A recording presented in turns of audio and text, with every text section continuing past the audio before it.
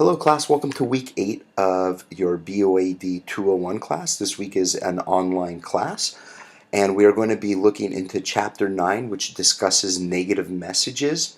And please keep in mind the next time we meet during week 9, which is a live week, we do have your in-class writing assignment, which is going to be your negative message. Let's go ahead and take a look at the syllabus. So right now we are in week 8, which is an online week. We'll be talking about negative messages. Keep in mind there is no class activity for this week. I want you guys to go ahead and concentrate on practicing for your next in-class writing assignment and working on your APA individual report. And also, if possible, to meet with your group. Those are all optional for this week, but I did want to take away that class activity to give you more time this week to work on other items. And then next week we will be taking our negative message in class writing assignment. So let's go ahead and go back down to our week.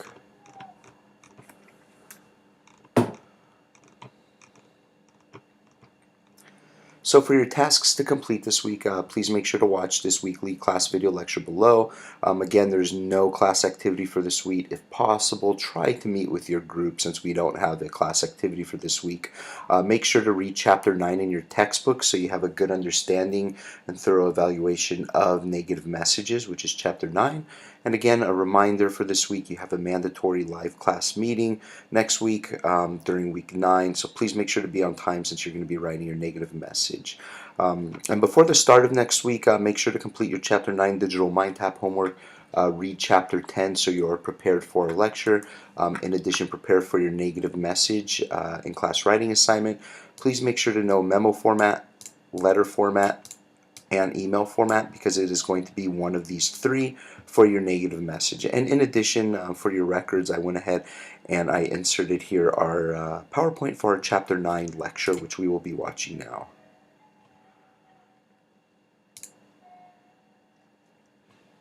Alright, let's go ahead and review this. So chapter 9 review for negative messages. So again, there is no activity to complete this week. Activities included for practice only. So there will be a couple activities. Those are going to be for practice only. You don't need to complete them. I would highly recommend practicing them just to get you prepped for your negative message. So communicating negative news effectively. So bad news disappoints, it irritates, and sometimes angers the receiver. Therefore, such messages must be written carefully. And that's why we're going to take a look at negative messages this week because it's a really important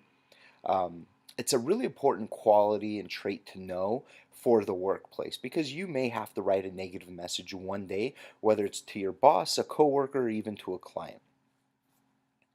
So bad feelings from receiving a message can be reduced if the receiver knows the reasons for the rejection, feels that the news was revealed sensitively, and believes the matter was treated seriously and fairly. So look, if someone gets bad news, they're most likely going to be upset. But those upsetting feelings and the anger that may build from receiving bad news, it could be reduced. And these are the 3 bullet points that show you how to reduce it. So knows the reason for the rejection. So if you clearly explain the rejection in your letter, what it is for, and give reasoning and build credibility for it, it's going to go ahead and reduce it. It's going to go ahead and reduce their anger or their feelings that their negative feelings that they have towards the company or towards you for writing the message. Also, if they feel that the news was revealed sensitively, then that's going to be a plus in your favor. You can't just write a message and say, unfortunately, we're not going to credit you back your money. Thank you for contacting us. That's going to upset them. But if you tell them, something along the lines where you build credibility and you say, we have a company policy and we need to abide by these company policies, and this is why we have customers sign a contract before they make a purchase of a product, and this is why our clerks also explain everything to you in detail. That way you can make sure that you are aware of the company policy. And since we have this company policy in place, we can't refund you the money, but we do understand where you are coming from, so we'd like to offer you a 5% off discount, whatever it may be. So if you do it in a sensitive way, it's going to reduce their feelings of anger as well. And of course, if they believe the matter was treated seriously and fairly, then again, they're going to have their frustration reduced. Which, going back to the example I just said, if you told them about the company policy, they signed a contract, and a clerk told them about the company policy, which is why you couldn't give back their money, and then you also gave them a discount on top of it as well. Not only are you still abiding by company policy, but they're coming away with a 5% or 10% discount on top of it for their next purchase, which is a big plus. So they're going to see that it was treated fairly. So applying the 3x3 writing process for a negative message. So phase one, you have analysis, anticipation, and adaptation. So analyze the bad news and anticipate its effect on the receiver. Your book has a Microsoft example it discusses. Choose words that show you respect the reader. So in phase one, you want to make sure you analyze the bad news. What exactly has happened? Look at every kind of perspective you can from the bad news, and analyze the effect that it may have on the receiver. This is important because you're going to know where they're coming from. And then, of course, choose words that show you respect the reader. When you show and use respectful words in a message, they're going to feel as if they're being treated fairly, and you're showing your respect. Phase two, research, organize, and composition. So gather information and brainstorm for ideas. Write down reasons, and there's a post office example in your book for this phase.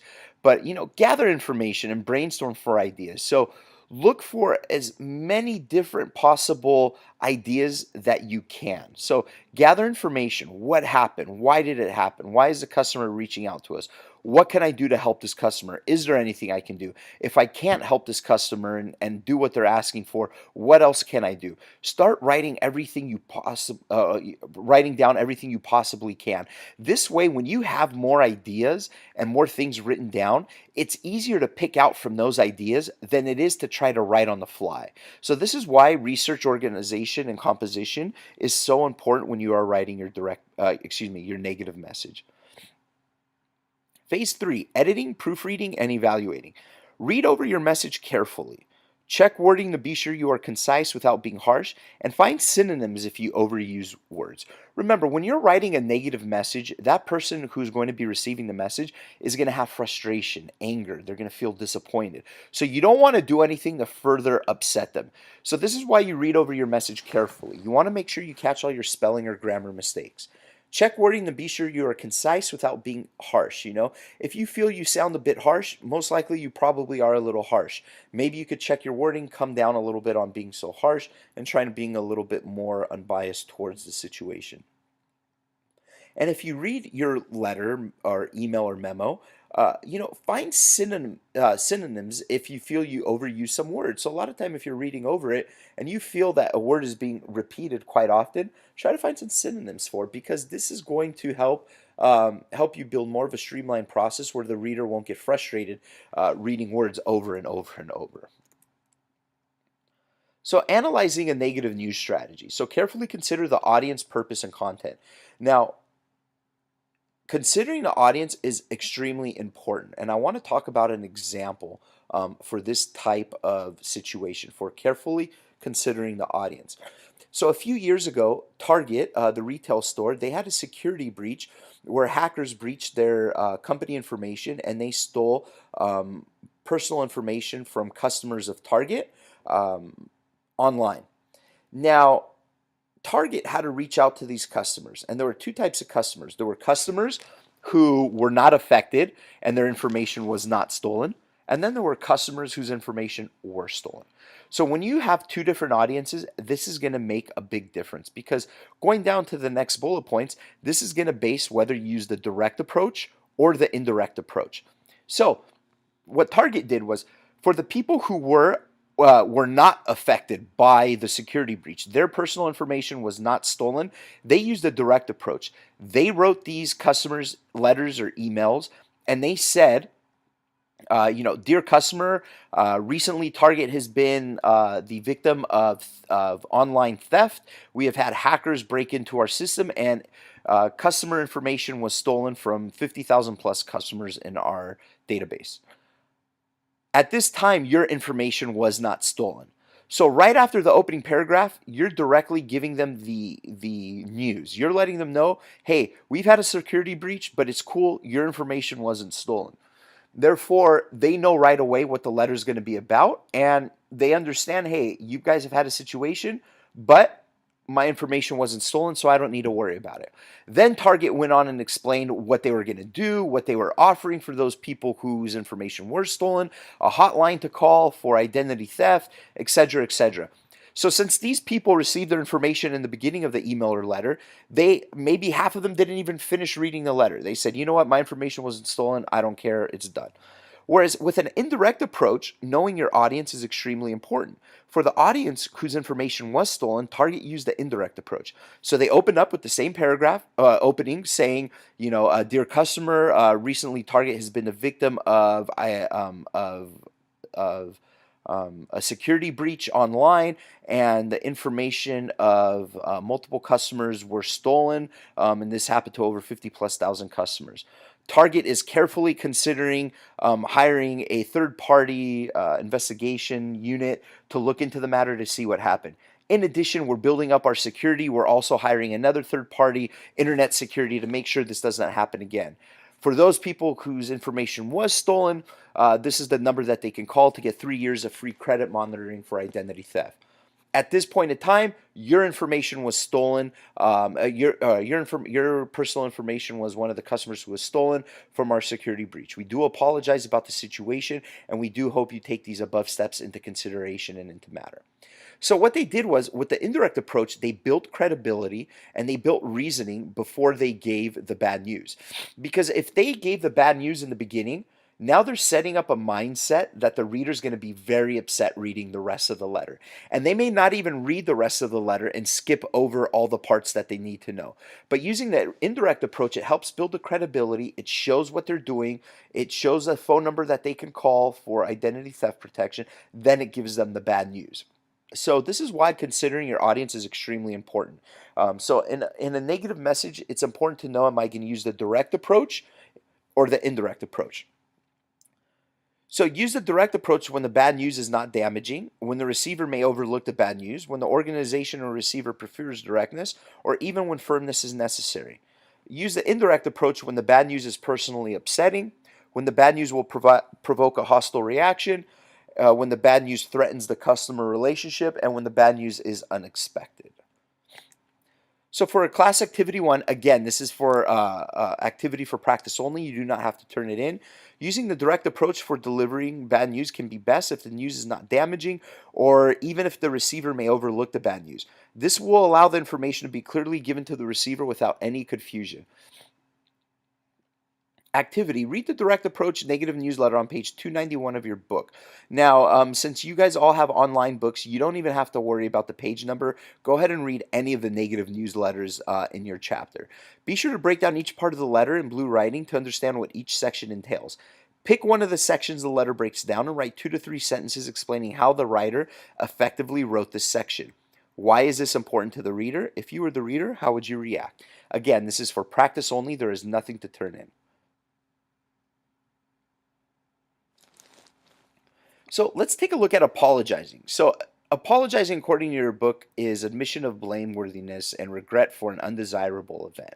Apologies are important if your company erred. So in this case, Target apologized to their customers. It was their fault. They should have had a better security system in place, and they literally apologized in their letter to the customer. We are sorry. We truly apologize for what happened, and they did it multiple times. They cost nothing, and they go a long way in soothing hard feelings. So think of some other examples of companies. What have they done to apologize? Now, apologizing, there's a fine line. If your company did not err, you should not apologize. If your company did err, then of course, yes, you should apologize. Because when you do apologize, it's almost as if you are admitting guilt. So this is something you need to keep in mind. Only apologize if the company erred. So apologizing effectively in the digital age, understanding the 5 R's of figure 9.6 in your textbook. So you have recognition, responsibility, remorse, restitution, and repeating. So let's take a look at recognition. Acknowledge the specific offense. Understand, let the reader know that you know what is going on. You always want to show recognition that you understand what is going on, because this is going to let the reader know that you know the problem, you know what's happening. Responsibility, accept personal responsibility. Let the reader know if it's the company's fault. Hey, this is our fault. We're working and we're moving forward to really try to fix this going forward. Remorse, embrace I apologize and I am sorry. If it's the company's fault, you always want to show remorse. Let them know that you are sorry for what happened. Restitution, explain what exactly you will do about it. So in Target's case, they're going to offer 3 years of free credit monitoring for all customers whose information was stolen. Make sure you explain what you will do about it. Also, they started explaining how they're going to hire a third-party vendor to look at their security and upgrade their security. And repeating, promise it won't happen again and really mean it. If it is something where your company erred, make sure you show that, hey, this isn't going to happen again. We apologize for what happened and we're working hard to make sure it doesn't happen again. So for your class activity number 2, understanding how to apologize to a customer can make the difference if your customer will return to your business. However, if the apology is not sincere or show meaning, it can be rejected and the loss of a customer can hurt your business. So your activity, read the 3 examples of poor and improved apologies at the top of page 293 in your textbook. So for your online book, you're just going to look for the section of apologizing and look for the poor and improved apologies. After you familiarize yourself with the difference, write your own poor and improved apology for the following situation. You're the manager at Best Buy and a customer complained that the store forgot to include a free set of speakers with a television purchase. So what are you going to do to apologize for this? How would you write it? What would you do? So again, please make sure to come in class prepared for our negative message. We will be reviewing your first in-class writing assignment, which was your direct message. We will be spending a little bit of time reviewing that in class as well, and I'll be fielding questions as well for that assignment. So again, good luck to you all in your studies this week, and I will see you next week during week 9 at our live class. Take care.